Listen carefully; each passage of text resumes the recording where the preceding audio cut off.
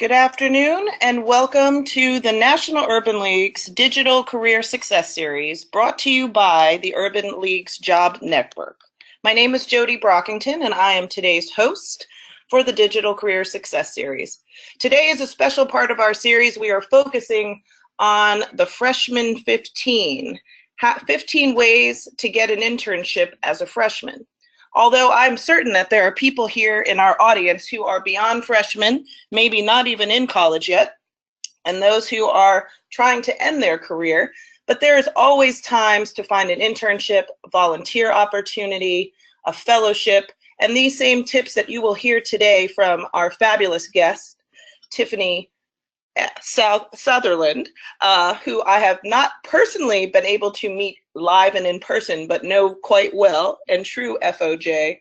But we wanted to make sure that people know how to really put their best effort forward to find opportunities that can make your career more successful. And an internship or volunteering or a fellowship can really build relationships that you can use and leverage to build your career. So with that said, I'd like to introduce our speaker for today, Tiffany F. Sutherland, ESQ, MSW. And I love when people have just about as many letters after their name as mine. And we share in the fact that we have our MSW, which is a social work degree. I am definitely not a lawyer. So Tiffany doesn't play, but is also compassionate. Tiffany and I both co-host a radio show, the Career Seeker Show out of Philadelphia, which is how we met, and has been able to help folks in their career early on and throughout. She has some of the best tips. She knows how to choose, hire, fire, and has seen people unfortunately get hired and fired. So you get to celebrate some and also figure out some next steps. She is not only legal eagle, but she is a writer, speaker, and she coaches on lots of topics. So we have the best person today to tell you about these 15 tips. Tiffany, glad to have you here this morning. Looking forward to your tips. And I'm sure the audience will have lots of questions. So please remember to send them in and we will have a fabulous Q&A session. Thank you for having me. I am very excited to be here with you all, and I'm just trying to make sure I get my screen in order so that we can get ready to start the show. Okay, can everyone see? Are we good there? Oh, what just happened? I'm not seeing. There we go. Now we are, yes. Okay, perfect. Sorry about that, a little technical difficulty, but thank you. I want to thank the National Urban League for having me here. I think the Digital Career Success Series is an excellent opportunity to get some quick information about how to begin and be successful in your career. So I want to talk to you about kind of 15 ways to get an internship as a freshman. And when I say get an internship, I'm not going to just give you first of all, internship means several different things. So if it means a fellowship, as Jody mentioned, if it means, a job somewhere, it doesn't have to be classified or called an internship, quote unquote, but it can just be just an opportunity basically for success. And so I'm going to share a few tips with you here. And so the first way that you're going to be able to get an internship as a freshman is to get clear. And when I say get clear, I mean, what are you looking for? I want you to think about when you're trying to figure out what you want in an internship, you have to be creative. I know that as a freshman, I majored in policy analysis and management. And so for me, that meant that felt like in my mind, my job had to be related to policy, but that's not necessarily the case. So when you think about your current major, or if you're undecided, you want to think about just be creative, and the next thing you want to do is kind of keep an open mind. So internship opportunities, fellowships, externships, as they're sometimes called, different jobs that happen over the summer can come in so many different shapes and forms. So you want to keep an open mind about what that opportunity might look like. It might look like somewhere where you're working within an organization. It might look like something that you have to do in the field. It might mean you're working in a lab. It might mean you're working at a bank. So keep an open mind about what that opportunity can look like.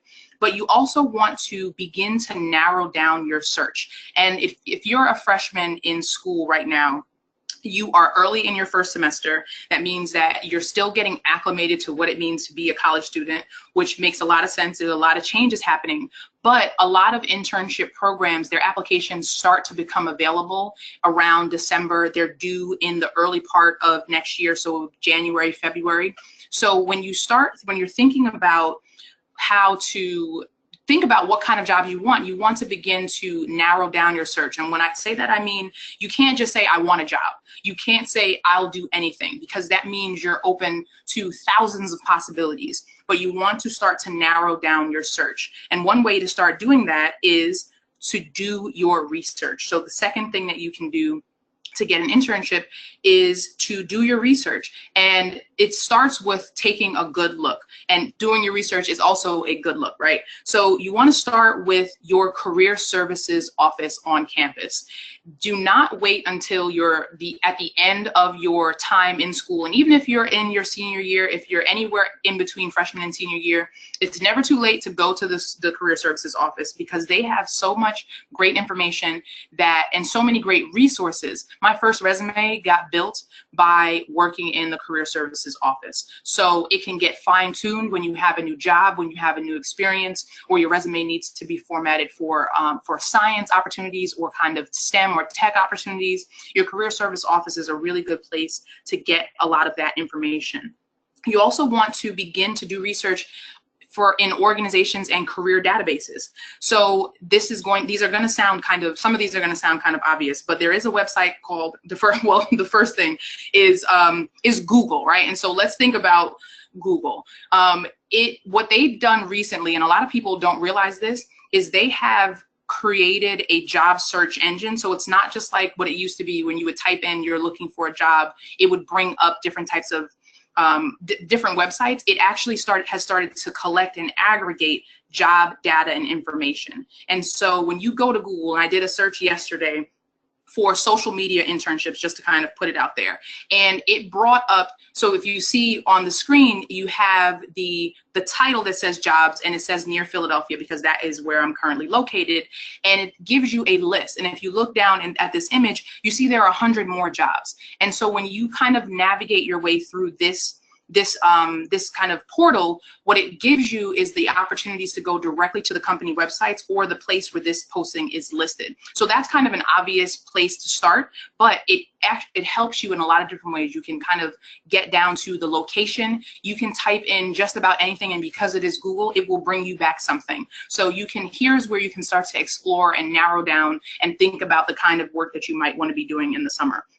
The next thing you want to be thinking about are some professional organizations that have internships. And I'm going to give you a little bit of alphabet soup here, so I want you to bear with me. But I want you, hopefully you're taking notes, and if you're not, this is a good opportunity to do so, because there are a lot of organizations that have some really good information. So for example, MLT, which is the Management Leadership Training, Leadership for Tomorrow. This organization has career development services for students. There's Inroads, which also places students directly in organizations. There's CLEO, which is the Council on Legal Education and Opportunity. They have information for students who are interested in the legal profession. There's SEO, which are the sponsors for educational opportunities. They also place students directly into companies and organizations. NSBE, which is the National Society for Black Engineers, NABALSA, National Black Law Students Association. All of these organizations have a lot of information about resources and how to get connected with internship opportunities and to prepare for those things. And the last thing you want to do when you're doing your research is to go straight to the source. So this is talking about going directly to company websites, going directly to organizations. For example, Fannie Mae has an internship program that is particularly designed for diverse students. And so you can go to company websites. Often a lot of this information is usually under their careers section. So it might not be this big banner on the home page that says internships, but it definitely is something you might have to do a little bit of digging for. But it's worth the time and effort, because a lot of these programs are not people are not aware of them, and so they're underutilized. And that means that if there are less applications, that means there's a higher chance of you being able to apply for these opportunities. So don't assume that you see something on a website that 1 million people are applying to that opportunity. Don't make that assumption. Give yourself an opportunity to check out some of these organizations. And before I go on to the next slide, another database and resource is called Handshake. And Handshake is a website that has partnerships with over 300 colleges and universities across campus. And what they do is create customized portals for a particular school or university, and you can then go to that place and look for internships inside of that portal that's designed for your students or for your campus and for your university. So ask your career services office when you go visit them, even if you haven't done so already, if they are a part of Handshake, and if you can log in and start doing your research from there. So the third thing that you can do and that you should do when you're looking for any type of opportunity, including internships, is to mine your network. And when we're talking about mining your network, it's not just what you know, but it's also who you know. So when you think about even whether, again, no matter what, where you are in your career or in your education, many of us greatly underestimate the number of people that we are connected to that can help us get from one opportunity to another. And so I want you to take time after you finish this webinar and actually go through the course of your semester to start making a list of the people that you know and that you want to stay connected to. So for example, you want to think about upperclassmen. Are you connected to upperclassmen? Do you work with them? Are you friends with them? Do they live in your dorm? Ask them questions. Where have they worked before? How did they find out about that opportunity? You also want to think about alumni. Connect with them on social media. Connect with them on LinkedIn. Going back to your career services office, career services offices also want to connect current students with alumni. And don't underestimate your parents and your family members. I will tell you a quick story. My first internship after my freshman year in college was at my mom's job. So my mother worked for a healthcare workers union in New York, and they have an internship program for the students, for people who work, the children of people who work for their union. And so I applied. I got my first internship in human resources, ironically. I did not ever think I wanted to work in human resources and hiring, but that was a job that I had during that summer. That one job during that summer led me to a job that I got 2 summers later in the legal department of that union, and I wanted to go to law school. So you see how just asking questions, checking out to see who is in your network, and you may not know that person, but your family member might know somebody, or someone that your parents know, or someone that your family member knows might know somebody who connect you to an opportunity. So going back to what I talked about earlier, when you start to narrow down what you're looking for, when you start to get an idea of what opportunity you want, then you can start to tell people, well, I'm looking for, I'm not really sure what I want to do, but I think I'm interested in marketing. Human resources is kind of interesting. I think I might want to go to law school, and I really care about politics and like activism. And now you've created this list of of opportunities. So now that you've kind of narrowed it down, you've reached out to people, now you have to make the ask. You have to I don't know if you all have heard, hopefully you have, heard the phrase that closed mouths don't get fed. And if you don't ask, no one is just going to hand you opportunities. They don't just start falling out of the sky and drop it in your lap. You have to make the ask. But in order for you to make the ask, you have to be clear about what you're looking for so that you can give people an opportunity to help you and help you help yourself, basically. So if you go to someone and say, hey, man, I just really need a job, they can't really help you with that. But if you say, these are the kinds of opportunities that I'm looking for, or even think about the kinds of skills and the kinds of things that you want to learn, then you can then say, okay, then that person can then be like, okay, Tiffany told me she's interested in these things, and I just heard someone mention they have an opportunity related to one of those things. Let me connect Tiffany to this person, and that way you can then find your connection that way. And the last thing that you want to do when you're thinking about mining your network is being proactive and intentional. when you are proactive and intentional, that is how you take advantage of opportunities. That is how you get the opportunity to show up and to have someone who is going to look out for you and make sure that they can help you in the best way that they can. This doesn't mean that you start reaching out to any and everybody, because that is, again, going back to having too broad of an ask. That's not helpful. So you want to do your research. You want to be able to draft thoughtful emails, thoughtful and professional emails to people. You can also ask you can ask someone how to draft a professional email, because I didn't always know how to do that. Someone had to show me, or I had to get an example of how to do that, and then was able to go out from there and start asking people for opportunities and information. The third thing, and I think at this point, before we go into this one, I have a question. So just very quickly, the fourth thing that you're going to do when you're thinking about getting opportunities for internships or career-related programs is to stay ready. So the question here is how many of you, did you work when you were in high school or before you got to school?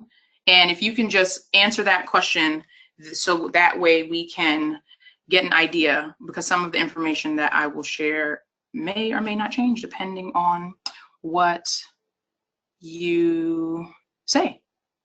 So I am going to wait for people to give me those responses. But so when you think about staying ready, you have to do what I like to call show and prove. So this just means that your brand and the information that you represent about yourself is consistent with who you are and what you want to be. So, for example, your resume is the first thing that represents, or we'll talk about LinkedIn first. When LinkedIn is a very popular thing right now, and even if you are just starting school, if you're still in school, having a LinkedIn profile is something that is going to be very beneficial to you as you are going in your career development. Even if you don't have very much on there, you still want to create a LinkedIn page. You still want to start getting comfortable with using the platform, because I remember a time when LinkedIn was not cool. Nobody used LinkedIn, and it is completely turned around, and it has become a much more useful and user-friendly and really kind of fun platform to use when it comes to career development and career-related things. So you don't have to spend a bunch of money to get a headshot taken. A lot of these cameras, a lot of our cell phones now have cameras that are, 8 megapixels or better. You can get a great headshot on a plain background, have someone take a picture of you in a nice shirt and, sweater or blazer or anything like that, and have a picture to load up on there. Please do not put a selfie on LinkedIn. Please do not put a picture of you, in a crazy background with a whole bunch of stuff. If you can't afford a professional headshot, that is fine. Have someone take a good picture of you, high quality picture of you on your camera or on your cell phone or on another type of camera, and upload it to LinkedIn. But you want to start thinking about that. You want to start thinking about your resume. And again, the reason I asked the question about have you worked before is because even if your resume does not have, you don't have 2 or 3 pages worth of work experience, you want to begin to get comfortable with creating a resume. You want to get comfortable with having information about you, so it looks like it said 67% of you said you worked before you went to school, which means that you have something to put on your resume. And so if you don't have a resume yet, or if your resume hasn't been updated in over 3 months, go to your career services office and start getting that resume worked on, because that's the entry point. That's the thing that you need at minimum to apply for any opportunity that you're thinking about applying to. And lastly, I want to talk a little bit about social media. Now, social media was not a thing that we used in college. It had no connection to having an online presence wasn't a thing when I was an undergrad, and I'm making myself sound a little old, but that's okay. But social media now is something that employers routinely do. They look at when they are considering people for employment. So one of the ways that you can get an idea of whether your social media comes up when someone is doing a search about you is to Google yourself. Google yourself a couple times a semester. I Google myself a couple times a year, because I need to know what other people see when they put my name into a search engine. Does it bring up my Twitter feed? Which it does. Does it bring up my Instagram feed? Which it does. Does it bring up my Facebook? Which it does not. But you need to know those things, because if there's something on your social media that you don't want people to see, you should make your accounts private, or you should be very mindful of what you post and what you put on social media, because everything that you think disappears might not actually disappear. So just be mindful of that, because all of that goes into your brand and into your image. And when you're thinking about showing, improving, and staying ready, you should also be thinking about knowing what your why is. And this sounds like a big philosophical question, but when you boil it down to, if an opportunity is presented to you, if it's something that you want to apply to, you want to be able to say, why do I want this opportunity at this company or with this organization or at this particular time? The answer to that question doesn't have to be, I want to, you want to do that thing for the rest of your life. So I'll give you another example.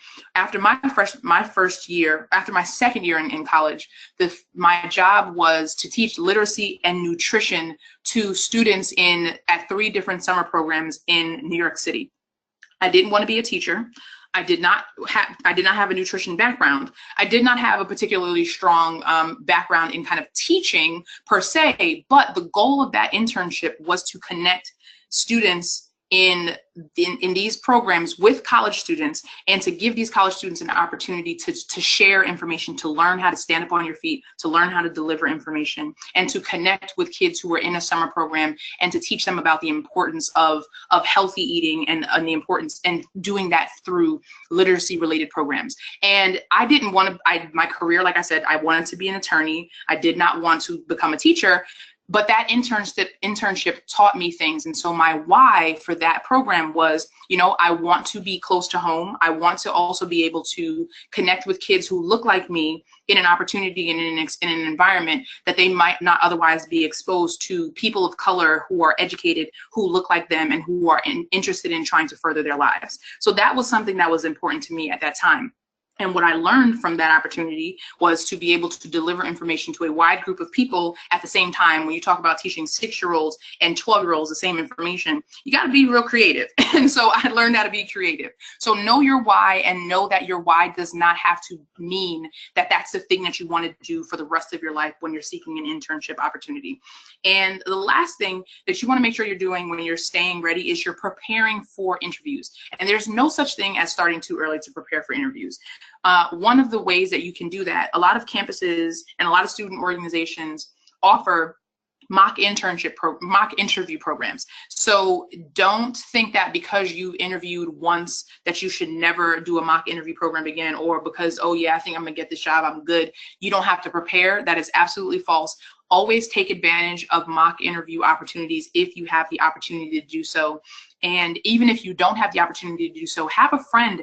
You can Google interview questions and have a friend ask you some of those questions and go back and forth, because it's not as easy, or it's not as intuitive always as you think. And just because you know how to carry on a conversation, a casual conversation, doesn't necessarily mean that always translates into an interview format. So you want to make sure that you are prepared for that opportunity, that you're showing, improving the kind of person that you are and the qualifications that you have for that experience. And the last thing that you need to think about when you're preparing or seeking internship opportunities is to be encouraged. The job process, no matter what stage you are in the process, it is daunting. It can be very overwhelming. It can make you feel sometimes not so great, because it's a long process. It doesn't just happen right away. So you want to think about this as a marathon. It's not a sprint. It's not a one-to-one, I'm going to apply for a job and I'm always going to get that first thing you apply for. Sometimes you have to apply to more than one opportunity before you get that yes. So you want to never count yourself out of opportunities just because the criteria on that list might seem a little beyond what you have, or you somehow talk yourself out of thinking you're qualified for that thing. It may not necessarily be the case. I can tell you so many stories of opportunities that I did not think I was going to get even an opportunity to have a conversation about the thing I was interested in, and then ended up getting that opportunity, getting that experience, getting that, you know, opportunity to stand on a stage and talk in front of people, or getting that opportunity to work with a group of students. Didn't always feel qualified, but if I counted myself out before I even tried to get that thing, I wouldn't have the story to tell. So don't count yourself out for opportunities right away. The other thing is to think about no versus never. And this is something that Jody's friend and I, his name is Kenneth Johnson, he always talks about. There's a difference between no and there's a difference between never. Just because you hear no does not mean that the answer is actually never. But a lot of times when we hear no, we also hear, oh my goodness, I'm never going to be able to do this thing. And that's just simply not true. So what I want you to think about when you hear no, if you hear no for the first time, it's okay. It does not mean that you're never going to have the thing that you are, that you're trying to get.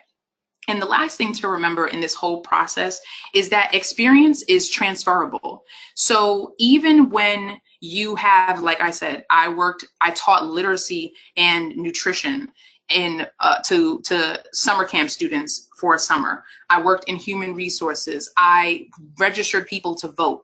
I've done a bunch of I worked in a dentist's office as a receptionist. I've done a lot of different things, but all of those experiences taught me things that allowed me and set me up for the opportunities that were going to come later. So if you happen to get an experience in the summer or over winter break, that's not necessarily the thing that you want to do for the rest of your life, or it doesn't feel like it's connected to the career that you think you have, that is okay, because you're building your resume, you're building your experience, and you are building and creating opportunities for yourself to have something to talk about when you are applying for graduate school, when you are talking about going to a different type of employment. And there are things, you'll always have stories, you'll always be able to transfer that information. So make sure that you stay encouraged, make sure that you don't count yourself out, don't think of no as always meaning never, and just be mindful that every experience that you have is transferable if you're willing to look for the opportunities and the lessons. And so with that, I want to thank you all for having me and for listening to this conversation. And I think that we have some questions coming up. So I'm looking forward to answering these questions and to engaging with you all that way. Well, whew, you know, I can tell why people come to you. You got a lot of questions, answers, stories, examples. Made me think about my own internship experience.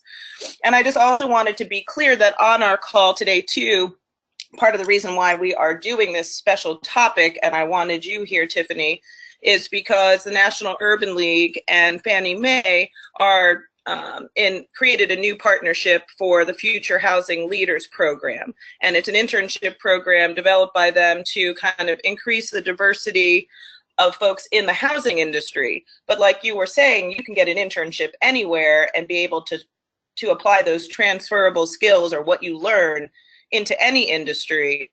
But because Fannie Mae is focused on housing, but they've also partnered with a bunch of different financial institutions such as Wells Fargo and CBRE to really make sure that they have a paid, full, robust summer experience. So some of those folks are on the line today as well. So some of the questions they might have or that they have come from kind of that space. So, okay. You know, so one question for sure is, you know, if you got an internship at Wells Fargo at a bank, but you wanted to go into marketing, like, you know, how do you navigate what you learn, or how do you try to learn something in an internship that might not seem like it lines up with what you're trying to do? You know what I mean? Yeah, that's a great question. I think it's very important to be willing to learn anything when you get a job when you have an internship, like I said, even if that thing is not connected. And so what you want to do as you are working in the position that might not be connected to the thing that you actually want to do, you want to start making connections kind of on your own to see, because if you're working in the finance division of a bank, that finance division influences the way that marketing is set up, right? So you can be thinking from your marketing lens, well, how would this role that I'm doing, how would this thing that the bank does in this particular capacity, how would we need to show externally how that thing works? How might we need to internally market the things that we need to do? So you want to start you want to be proactive in your mind about making those connections. And then while you're there, have coffee with the people in marketing.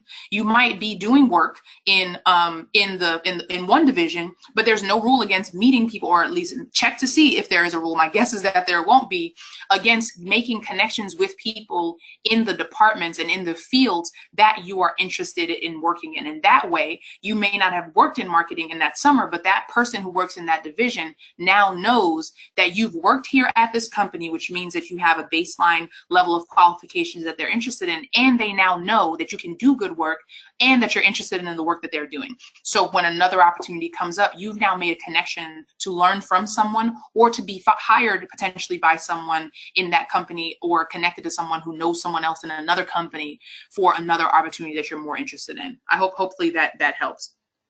Yeah, so what you're saying is, everything's applicable, and if there's some things and other opportunities, even where you're at, to get some of those skills, to go after them. And then I would also add that sometimes an internship experience might change your outlook of what you think you wanted to do. Absolutely. Whether good or bad, right? I thought I was going to be a lawyer. I'm definitely no ESQ, like I said. I started law school and just didn't like it based on where I was in school, but I still got my MSW, right? And I have 2 other masters now. So sometimes it's just that exposure, right? Having the internship, meeting some people that wow you, that could be really good, right? Absolutely. And so you mentioned so many different kinds of organizations and people, like I said, the Urban League and Fannie Mae now have this particular internship, and there's that particular internship. How far out, people want to know, how far out do they need to be doing this research, and and when are you really applying for these internships to get them for the summer? Like, they didn't really, what's the process? So I think that what you might want to do is use your Thanksgiving break, or to start doing some light research. A lot of the things that I saw, a lot of the programs that have, like a lot of organizations that have programs, their application deadlines are in January. And so what you'll find is there are going to be situations where what's going to happen is you are required to share your first semester transcript or grades, or have to follow up with those things. So a lot of the deadlines will tend to be earlier in the year. So you want to start doing that research pretty soon, just to see what's out there, because a lot of applications, some of them might not be available just yet, but if there are applications available, you want to start looking now to know, do I need a letter of recommendation? Do I need to send them my transcript? Does it have to be official or unofficial? Do I have to write a personal statement? Sometimes these things are required, and you don't want to find that out 2 weeks before a deadline.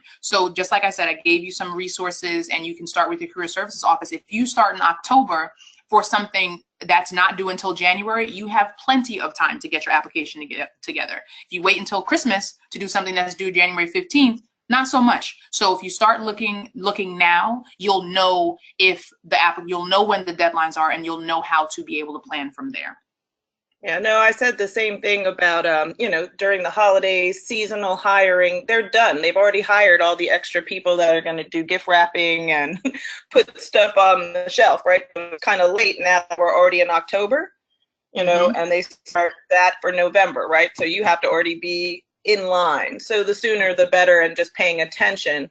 And then the other question is, if you got an internship one place and they do multiple years, is it good to do your internship, a few years or a couple of years, or, more than once in the same place?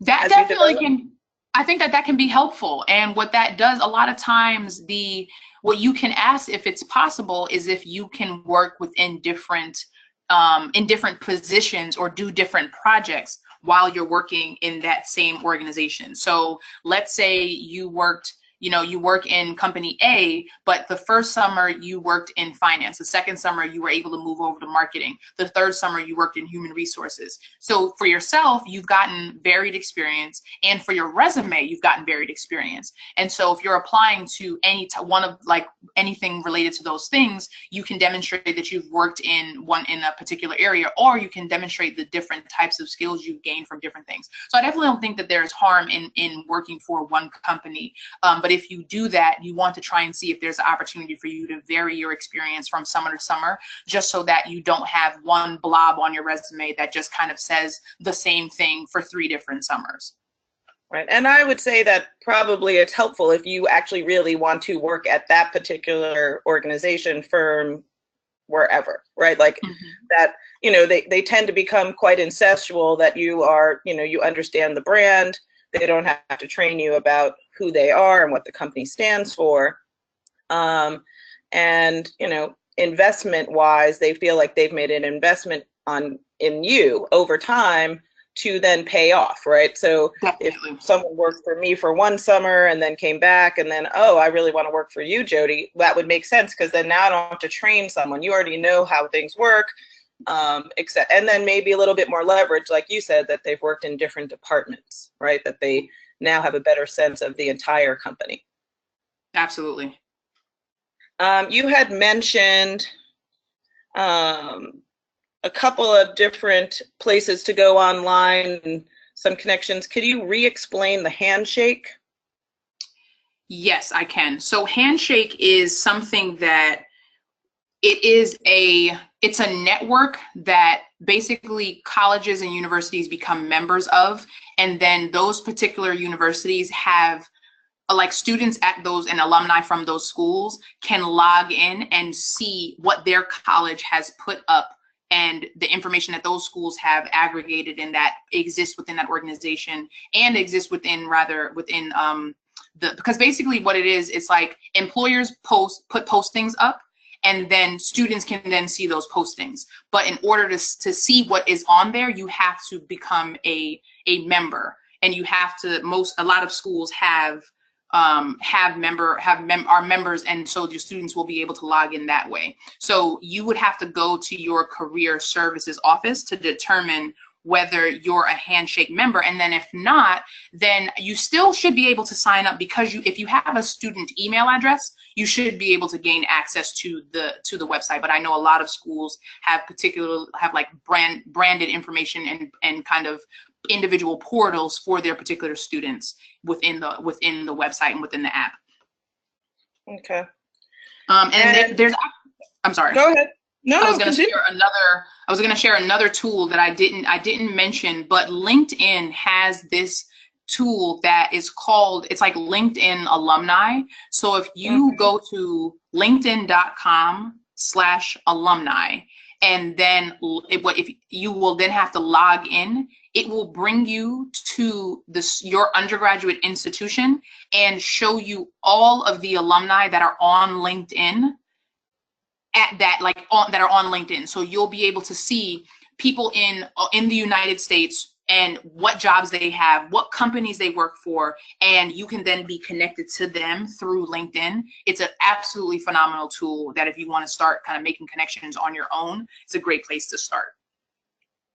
Yeah, no, I mean, the other thing that you also mentioned that was a saving grace to me was my father's company also had lots of internships and opportunities. And of course, parents always want their kids to do well, but if you don't have someone in your family who works someplace that has those kind of opportunities, your family still has some leads to something, whether or not it's working in a store in your neighborhood because you go there all the time.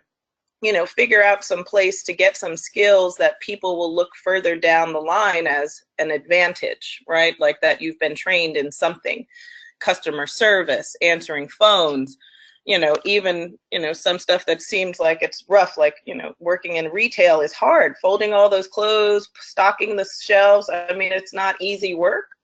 But, how closely, they want to know how closely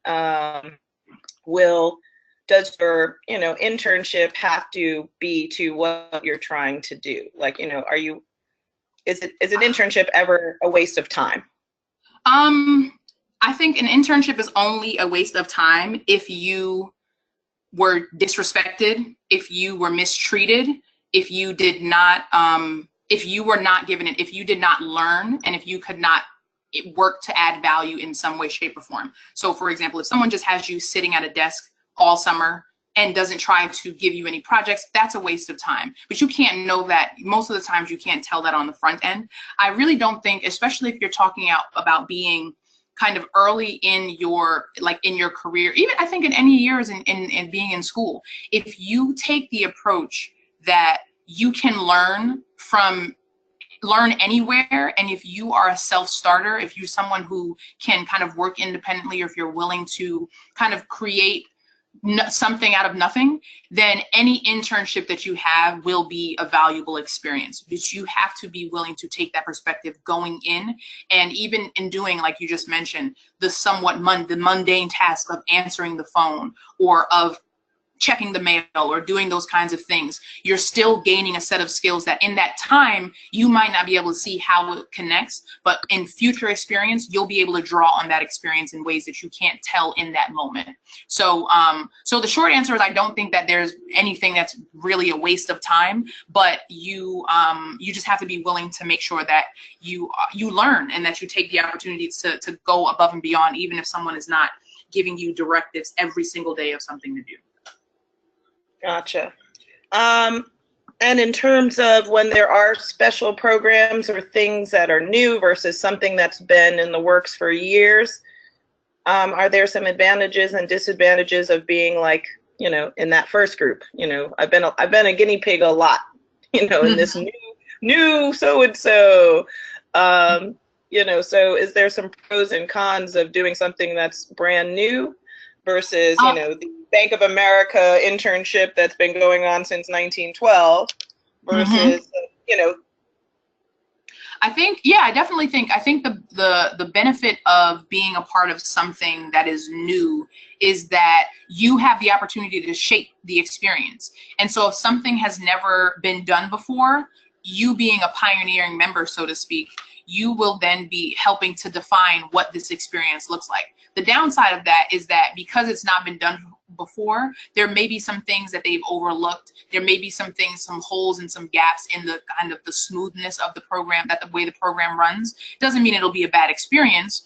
And if you don't have anything else to compare it to, then you might not even notice what is or is not going kind of as smoothly as it could go. On the other side, if you've been doing something, if you're a part of a program that's been going on for several years, the benefit is that it's already established, and that can kind of be the downside. It's that, you know, you may be doing something, there may not be any new breath in that program, or it could be just fine. But that's usually, if something has been going on for a long time, it might be time there could be an opportunity to recreate things or bring new ideas. And if something is brand new, then it might have a little bit of rough around the edges, but it's still a good experience.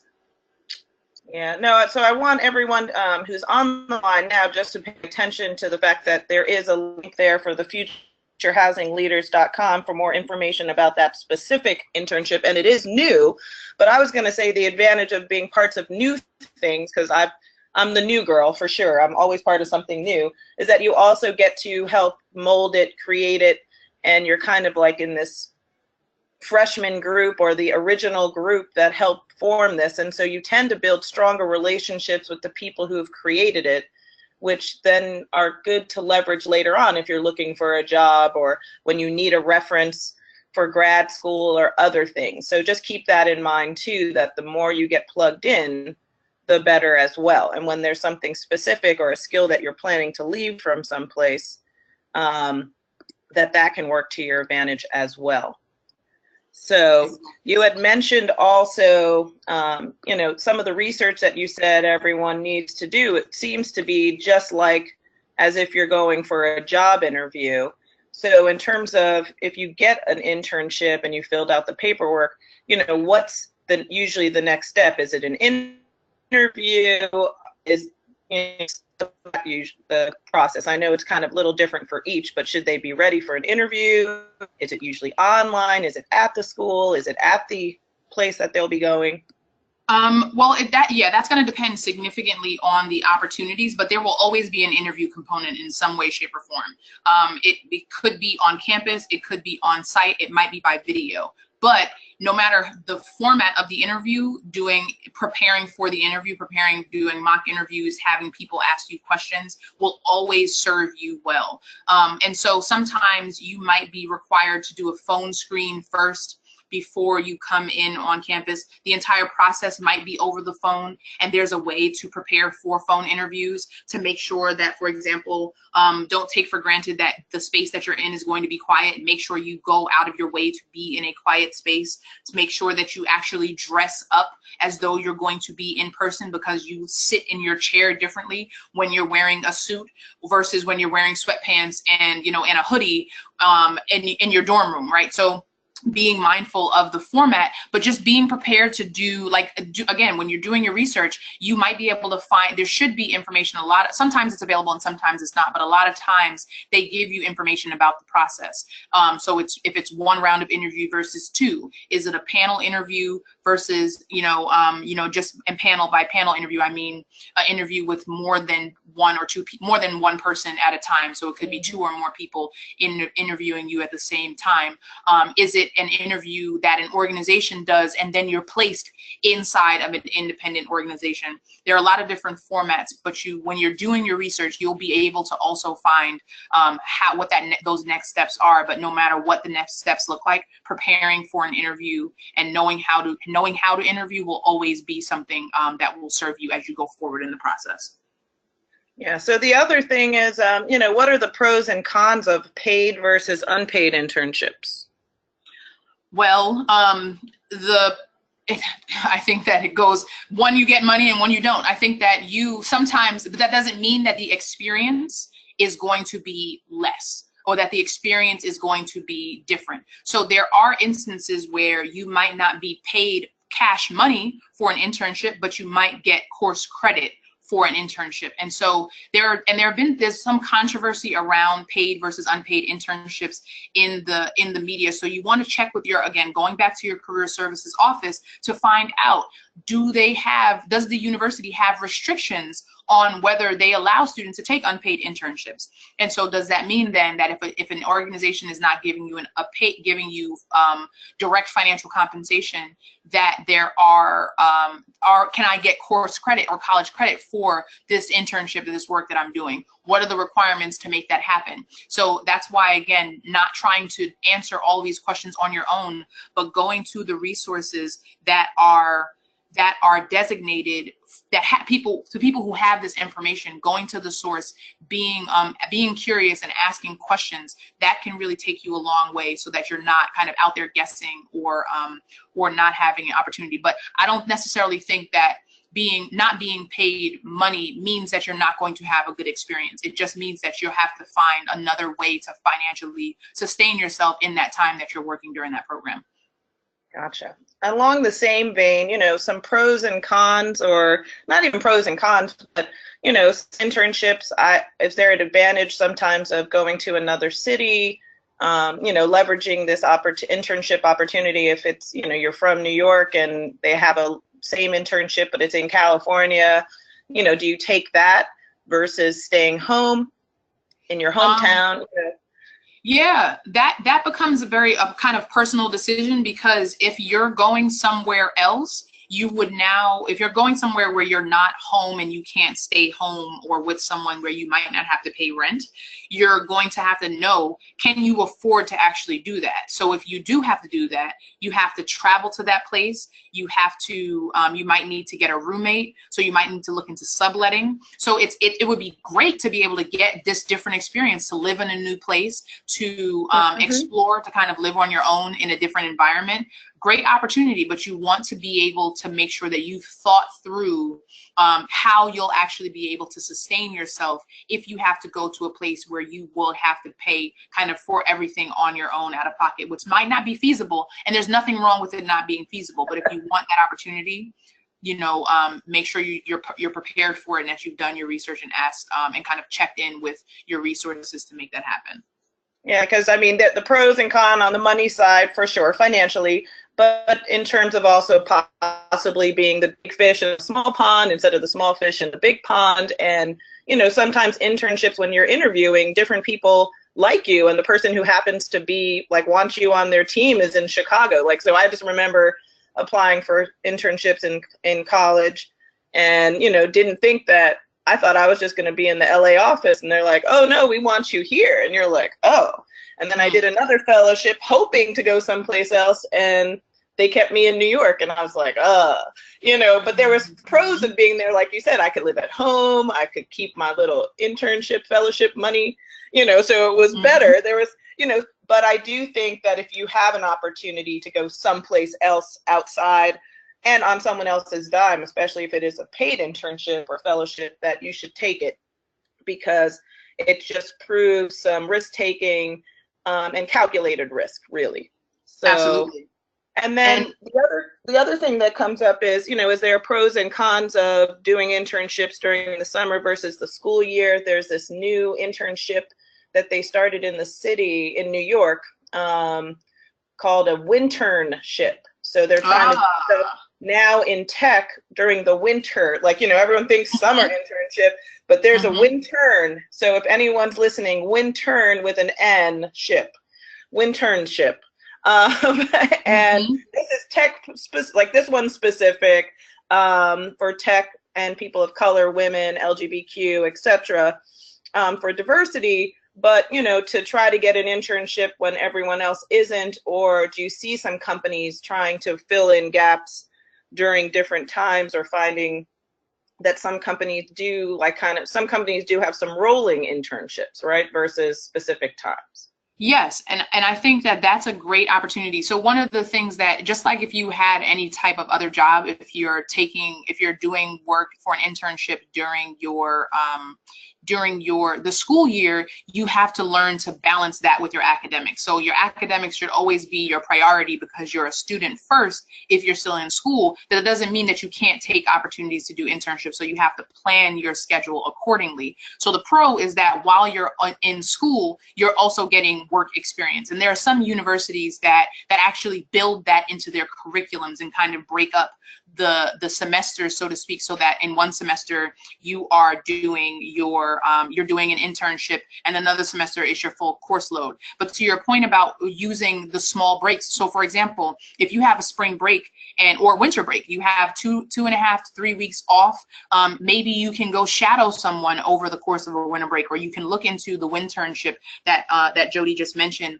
Specifically, you can check out the local urban league, the urban league throughout the country.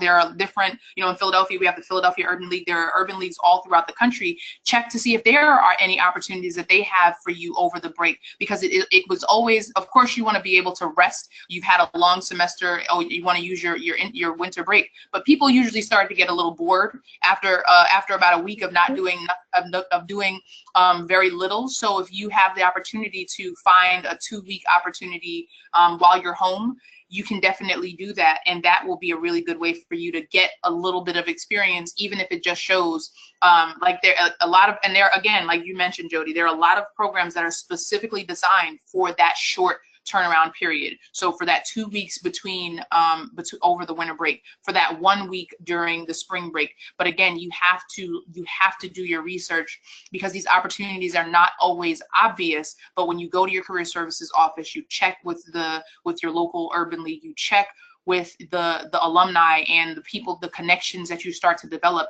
That's how you find out about what is available.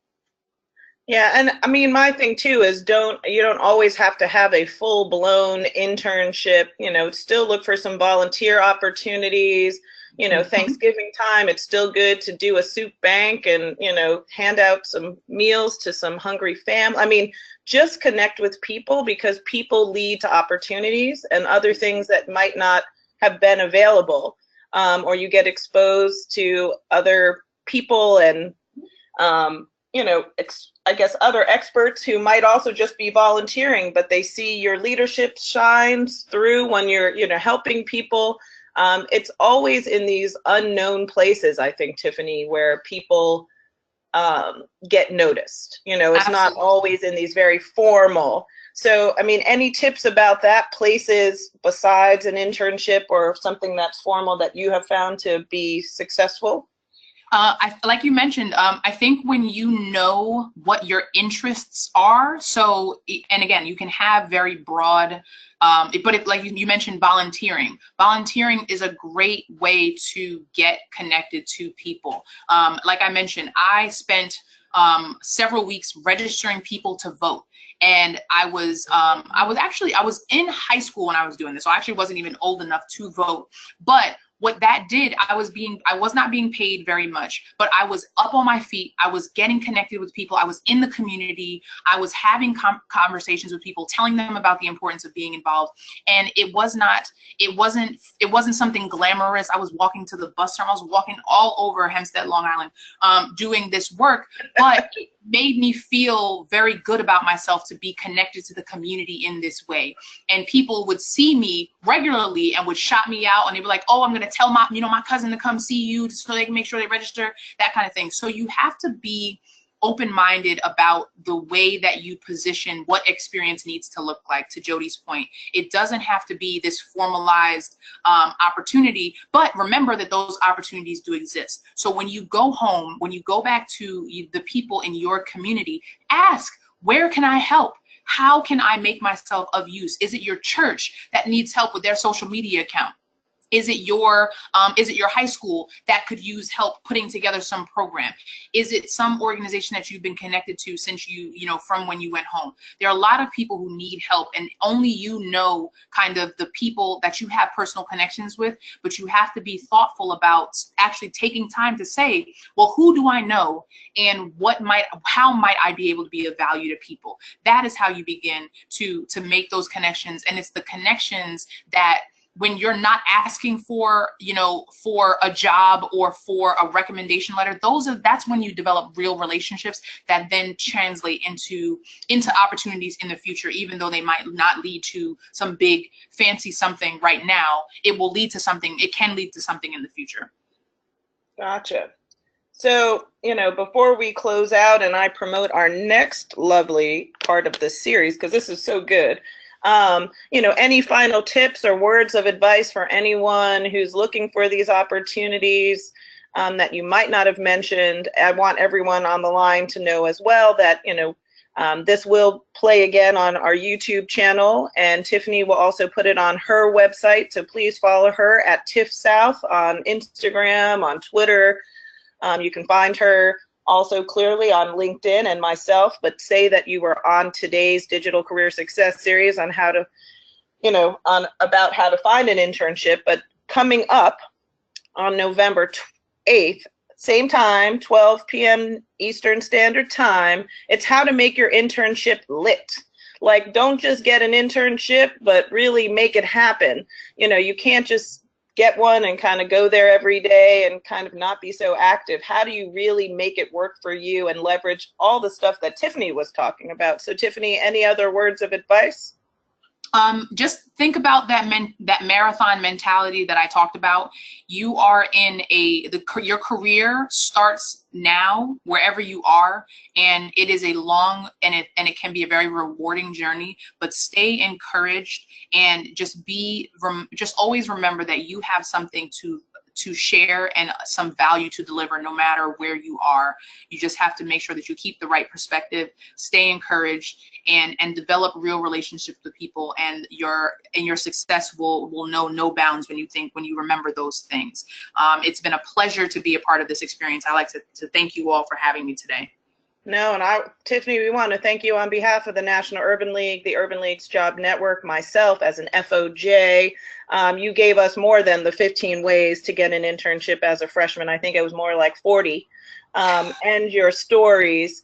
So I hope everyone today walks away with, great tips, great advice. If you are participating in what I call the FHL, the housing leadership, freshman housing leadership crew, and you're interested in that internship and those programs, please reach out to the website and back to the Urban League. If you need some more tips, Tiffany always makes herself available. She will also be on the radio show later on this afternoon out of Philly. You can reach her there too, at Career Seekers Show. And just know that the Urban League is really here for your career success. And no matter where you are in your career journey, as Tiffany said, it's long, but it will be worthy. So please make sure you stay in touch. Look for those internships. Let us know when you get them. Please tweet us, reach out, send an email. We are here for you, and we hope some of you too will be coming to Columbus, Ohio. I know it seems far out. July is our large career fair, but between now and then, more digital career success series with more experts just like Tiffany South, Sutherland really, but Tiff South. Thank you so much. And the Urban League, thank you for having this platform for everyone to have career success. Thank you so much. Have a great afternoon. Thank you.